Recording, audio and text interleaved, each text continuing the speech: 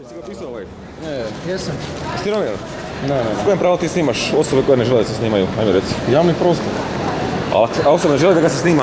Pa nek mi kaže. Jel imaš kazneno djelo nedozvoljeno snimanje? Jesi upoznat s Redo, time? jel mi neko rekao ono Ja da ga sam ne ti rekao mogu nemoj me snimati? snimati, nesi snimio. A kada ste mi rekli? Rekao sam ti. Nemoj me snimat, da, iznimao si me. I tebi je ono što slika isto. Ne znam jesi čuo ili nisi. Stvarno nisam Ja sam čuo. rekao nemoj me snimat, ne znam jesi čuo ili nisi. Osoba kada ne želi da ga neko snima, nakon upozorenja čini kazneno djelo nedozvoljeno snimanje. Ja sam ne, upoznat s jasno time. mi je, ali nisam Pogledaj si kazneni čuo kad zakon. ste mi rekli. Ja sam rekao tebi, ono što slika, ne znam jesi čuo ili nisi, da znaš za buduće. Nema problema. To ti je Sad sam kazneno djelo spomenuo. nedozvoljeno snimanje. Pogledaj si kazneni zakon.